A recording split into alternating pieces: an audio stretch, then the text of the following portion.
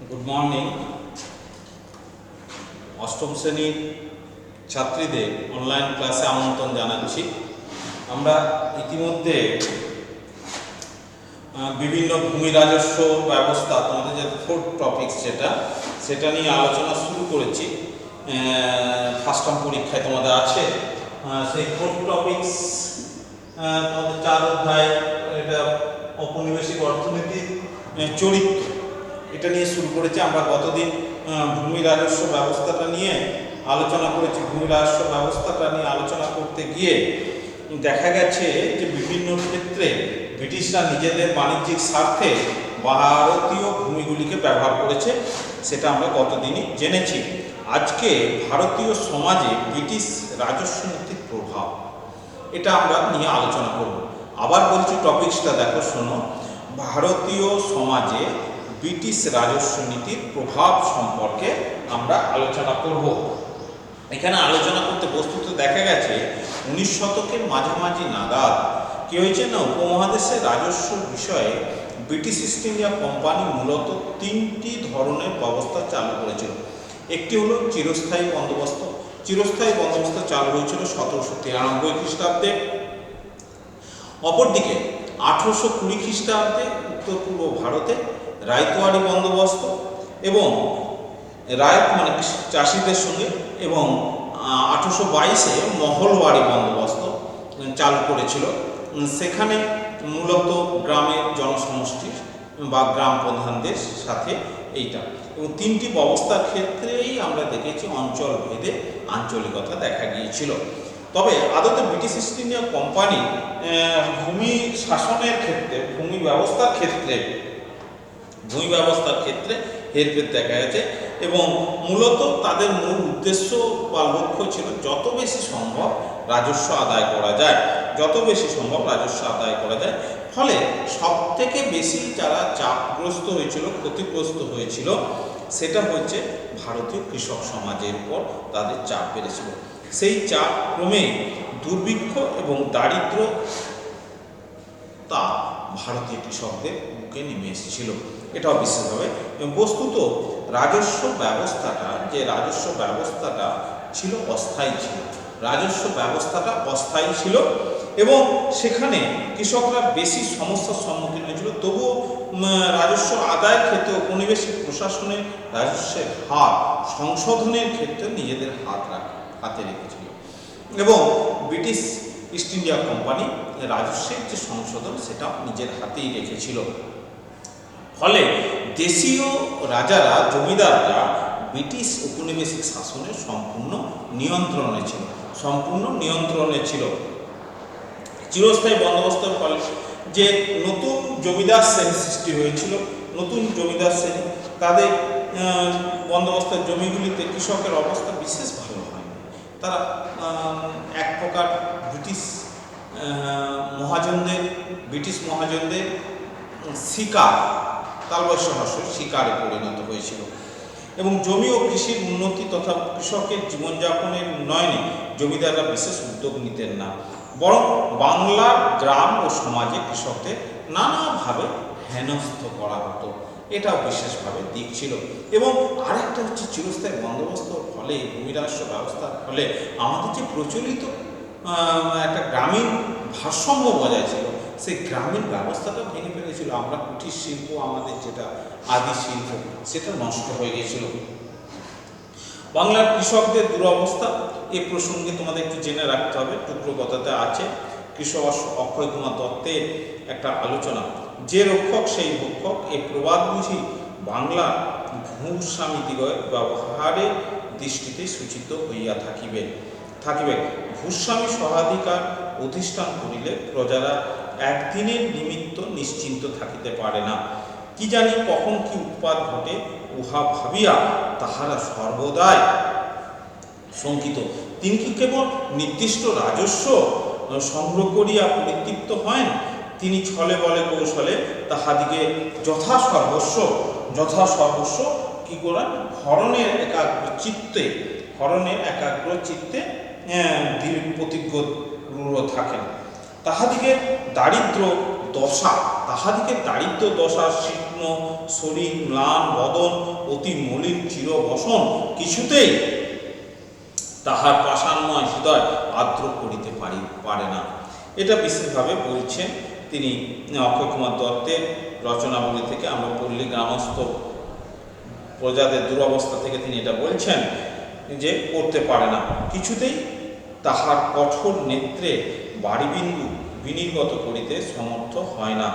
তিনি ন্যায্য রাজস্ব ভিন্ন বাটা রাজস্ব ছাড়াও তিনি যেটা নিতেন,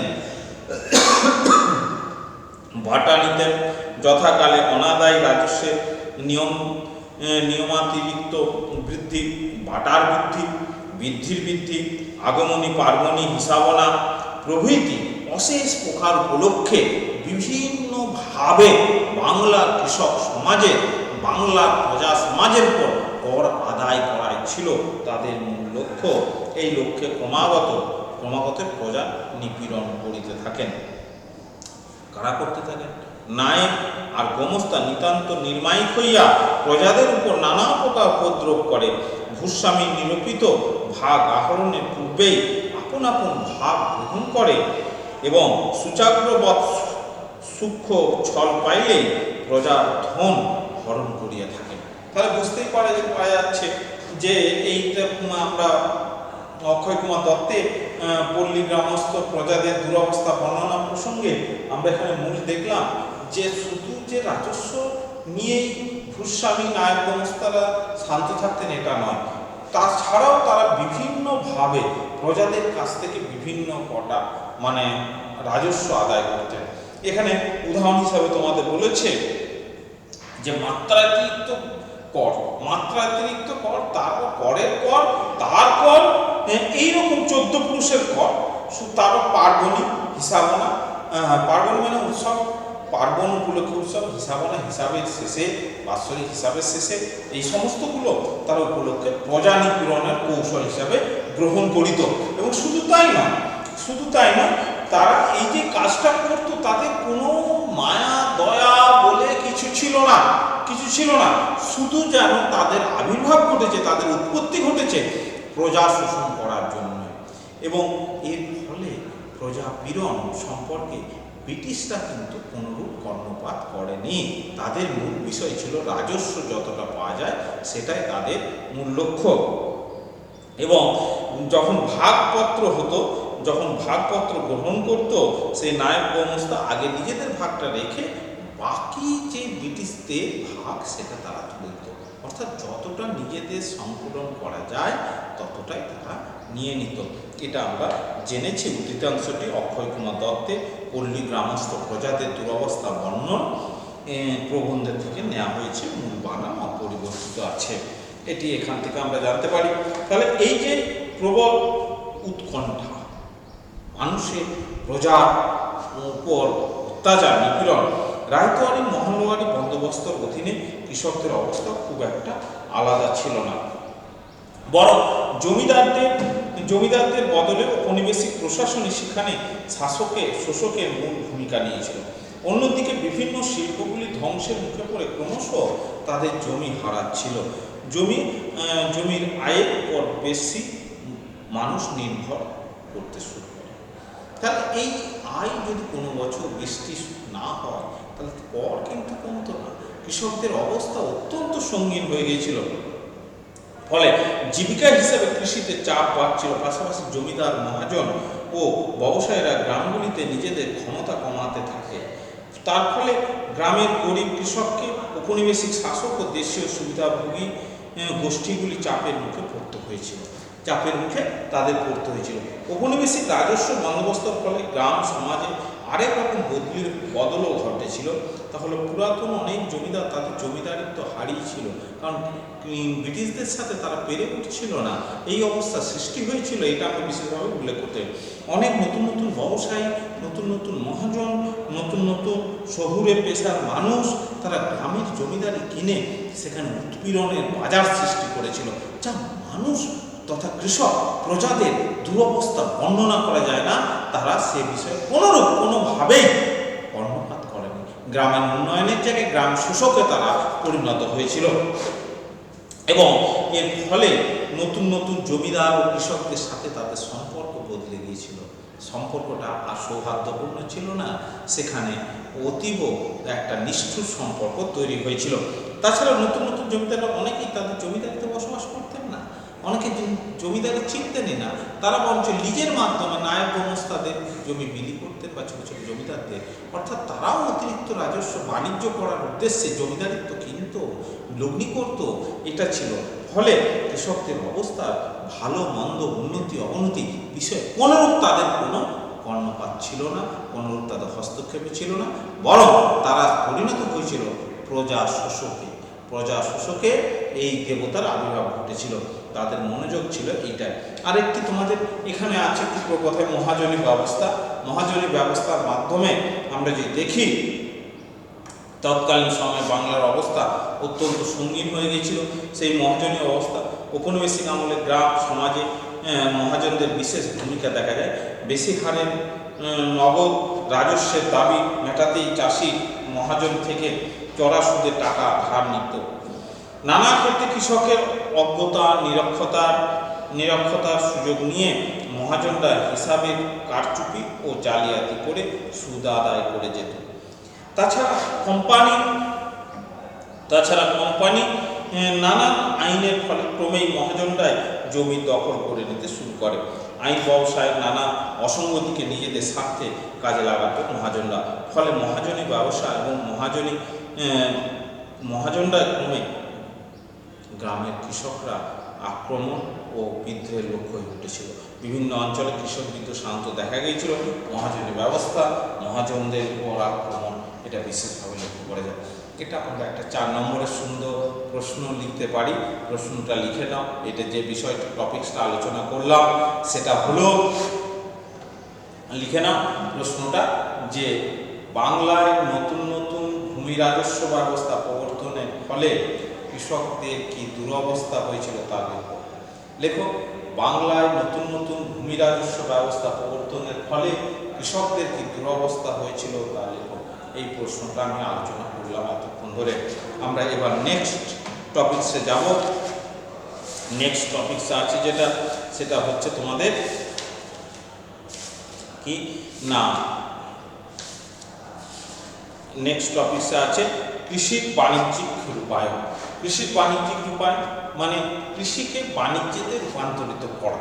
মূল কথাটা হচ্ছে কৃষিকে বাণিজ্যতে রূপান্তরিত করা, অর্থাৎ লভ্যাংশে একটা দিক খুলে দেওয়া। এইটা নিয়ে আমরা এখানে আলোচনা করব। এখন দেখা যাক ঔপনিবেশিক ভারতীয় অর্থনীতির যে বিশেষ কয়েকটি দিক ছিল সেগুলি হচ্ছে কৃষির বাণিজ্যিকীকরণ।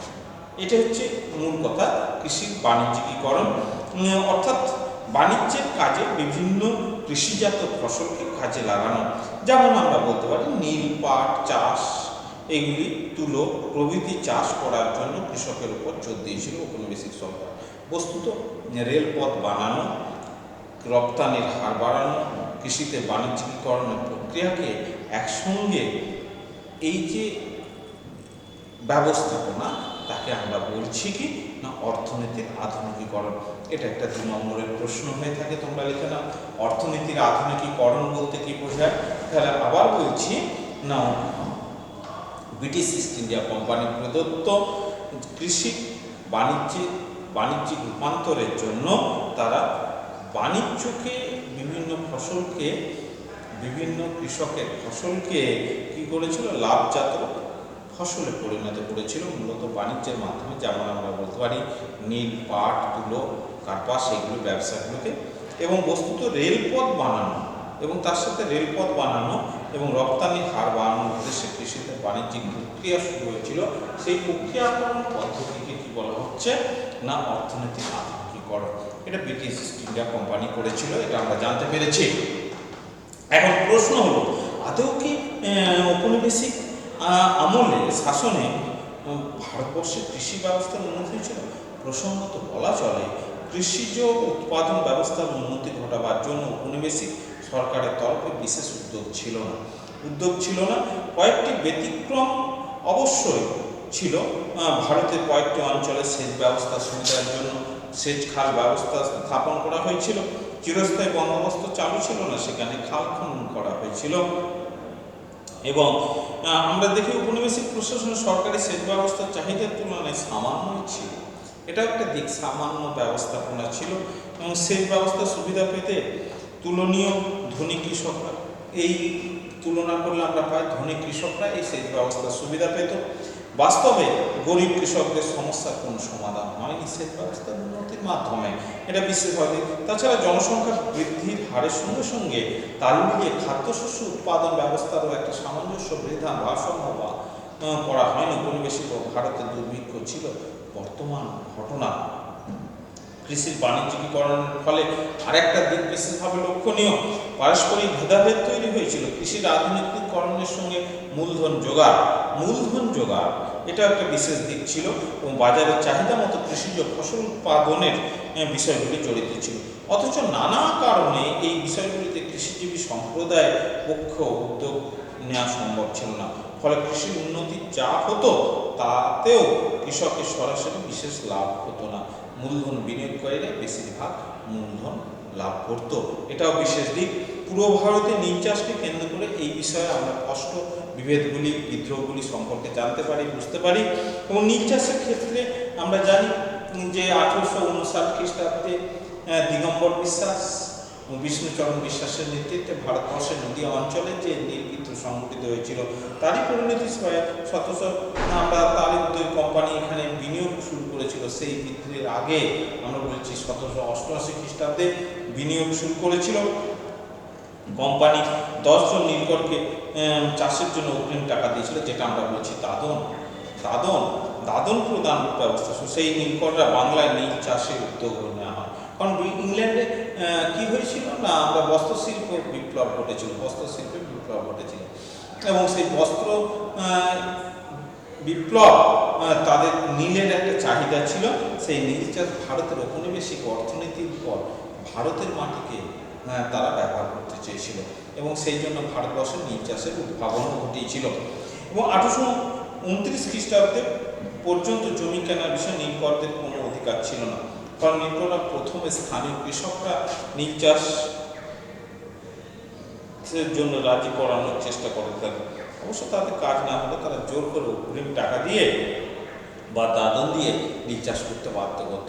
এরই ফলে কৃষকদের নীল চাষের প্রতি অনীহা থাকলে বিষয়কে কেন্দ্র করে অনেক অঞ্চলে নীলকর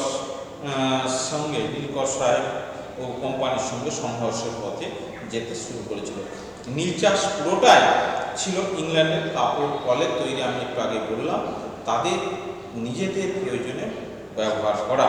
এবং রাসায়নিক নীল উৎপন্ন শুরু হলে ভারতের এই নীল চাষের জনপ্রিয়তা হ্রাস পেতে থাকে, বন্ধ হতে শুরু করে এবং নীলের চাহিদা সবসময় এক থাকতে না, ক্রমেই নীল চাষের দমনের উপর আমরা যদি দেখি এবং সেই নীল বিদ্রোহ 1859 খ্রিস্টাব্দে শুরু হয়েছিল এবং দীনবন্ধু মিত্রের নীলদর্পণ নাটকে তার বিস্তৃত বিবরণ আমরা জানতে পারি।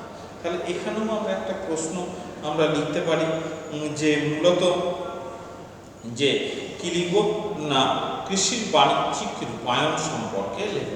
কৃষির বাণিজ্যিক রূপায়ণ, এটা এখানে শেষ হয় না, আমরা আরও চালাবো। এই প্রশ্নটা লিখানো 8 নম্বরের প্রশ্ন। 19বিংশ শতকে ব্রিটিশ ইস্ট ইন্ডিয়া কোম্পানির আমলে কৃষির বাণিজ্যিকীকরণ সম্পর্কে লেখো। এটি 8 নম্বরের প্রশ্ন আমি আলোচনা করছি। এখন টুকরো কথা বাগিচা শিল্প। নীল চাষ ছাড়াও বিভিন্ন বাগিচা শিল্প ইউরোপীয়দের উৎসাহ ছিল, বিভিন্ন বাগানজাত যে শিল্প।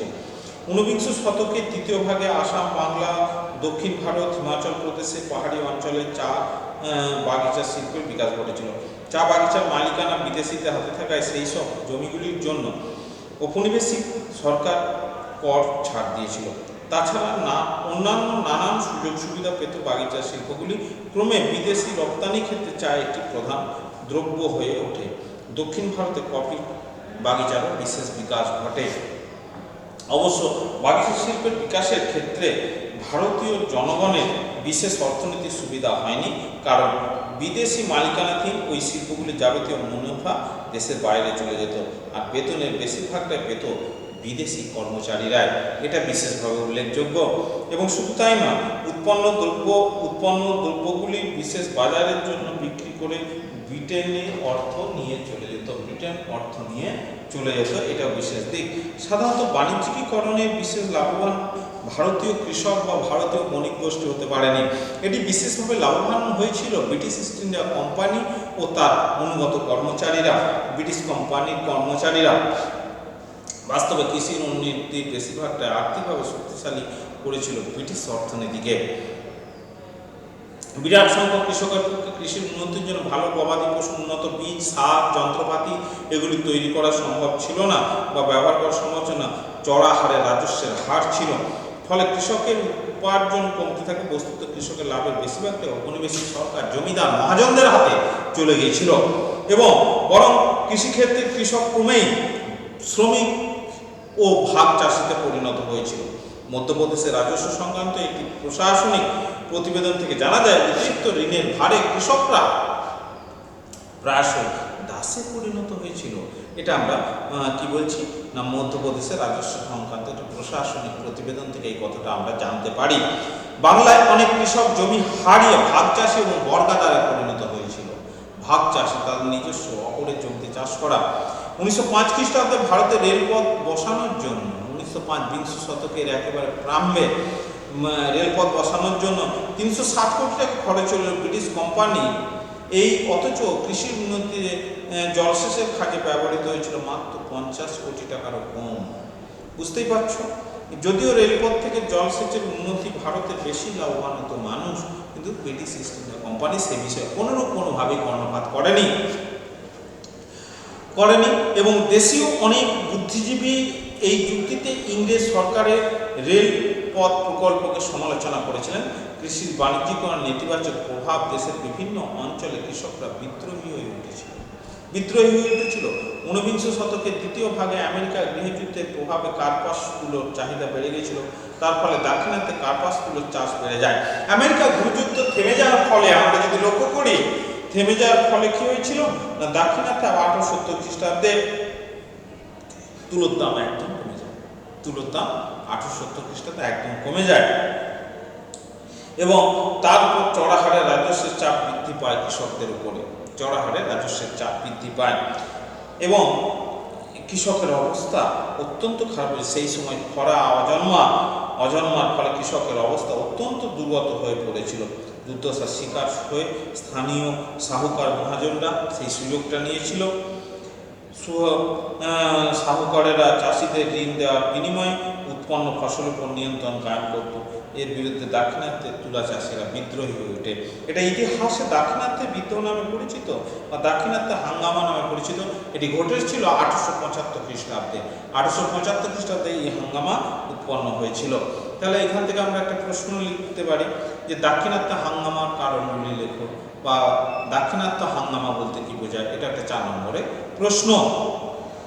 আসামে চা বাগান ও শ্রমিকের অধিকার সম্পর্কে আমরা একটা লিখব না। বাগিচা শিল্পের শ্রমিকদের হিসাবে স্থানীয় লোকদের নিয়োগ করা হতো। সামান্য মজুরি ও চূড়ান্ত দুর্দশার কাজ করতে হতো শ্রমিকদের। ব্রাহ্মণেতা দ্বারকানাথ গঙ্গোপাধ্যায় আসামের চা বাগানের শ্রমিকদের অধিকারের পক্ষে সওয়াল করেছিলেন। নিজের চোখে আসামের চা বাগানগুলি ঘুরে দেখে শ্রমিকদের উপরে ইউরোপীয় মালিকদের অত্যাচারের খবর তার বিখ্যাত সঞ্জীবনী পত্রিকার মাধ্যমে প্রকাশ করেন। সেই সময় দ্বারকানাথের সঙ্গে রামকুমার বিদ্যারত্ন ধারাবাহিকভাবে সঞ্জীবনী পত্রিকায় কুলি কাহিনী আসামের চা শ্রমিকদের নিয়ে কুলি কাহিনী নিবন্ধ লিখতে থাকেন। দ্বারকানাথ ও রামকুমার ওদের শেষ পর্যন্ত দেশের লোক ও উপনিবেশী শাসকের মনোযোগ আকর্ষণ করেছিল। উপনিবেশী ভারতের শ্রমিকদের হয়ে লড়াই করার সেটি প্রথম ও পুরাতন নজির, এটি বিশেষভাবে আমরা বলতে পারি। এবং এরপর কৃষকদের জন্য আমরা দেখব যে একটা টুকরো কথা আমাদের আছে। কৃষি আইন পাশ হয়েছিল দাক্ষিণাত্য বিদ্রোহগুলির ফলে। 1879 খ্রিস্টাব্দে এগ্রিকালচার রিলিফ অ্যাক্ট হবে। 1879 খ্রিস্টাব্দে কৃষকের সুবিধার জন্য আইন জারি করে উপনিবেশিক প্রশাসন। এই আইনের লক্ষ্য ছিল ঋণগ্রস্ত চাষিদের উপর থেকে অত্যাচারের বোঝাটা কিছুটা কমানো। এইটা ছিল তাদের লক্ষ্য। কমানো এবং ধার শোধ করতে না পারলে কৃষকদের গ্রেপ্তার আটক করা নিষিদ্ধ হয়। তার বদলে ক্রমেই গ্রামের বিচার সভা বসিয়ে সাহুকার ও চাষিদের মধ্যে আলাপ আলোচনার মাধ্যমে ঋণ শোধ করবার ব্যবস্থার উপর জোর দেওয়া হয়। একইভাবে বাংলায় জমিদারদের অত্যাচার থেকে কৃষকদের রক্ষা করার জন্য বেশ কিছু প্রশাসনিক পদক্ষেপ নেওয়া হয়েছিল। সেগুলির মধ্যে 1885 খ্রিস্টাব্দে টেনাসি অ্যাক্ট প্রজাস্বত্ব আইন বিশেষভাবে উল্লেখযোগ্য, এবং সেই আইন মোতাবেক অস্থায়ী রায়তের দখলি সত্ত্ব দেওয়া হয়। স্পষ্ট বলা হয়, আদালতে পরোয়ানা ছাড়া কোনো রায়তকে জমি থেকে উৎখাত করা যাবে না, এটাও একটা বিশেষ দিক বলা হয়। এবং খাজনা বাড়ানোর সময় জমিদারকে নির্দিষ্ট কারণ দর্শাতে আদেশ দেওয়া হয় এই আইনে। তবে দাক্ষিণাত্যে এবং বাংলায় বিপুল সংখ্যক কৃষক, শ্রমিক, ভাগ চাষিদের স্বার্থের দিকে বিশেষ নজর ছিল না ঔপনিবেশিক প্রশাসনের। তাহলে এখান থেকে একটা সুন্দর প্রশ্ন হয় যে ঔপনিবেশিক প্রশাসনের তরফে কৃষকদের জন্য আইন সম্পর্কে লেখো। তাহলে আবার বলছে ঔপনিবেশিক প্রশাসনের তরফে কৃষকদের জন্য আইন সম্পর্কে লেখো। এটি একটি 4 নম্বর প্রশ্ন। আজ এই পর্যন্ত থাক। আমরা আগামী দিনে, তোমাদের 62 পৃষ্ঠা পর্যন্ত হলো, আগামী দিনে যেটুকু আছে আমরা শেষ করে দেবো, কমপ্লিট করে দেবো। আশা করছি এই অধ্যায়টা কমপ্লিট হয়ে যাবে। সবাই ভালো থাকো। জয় মা।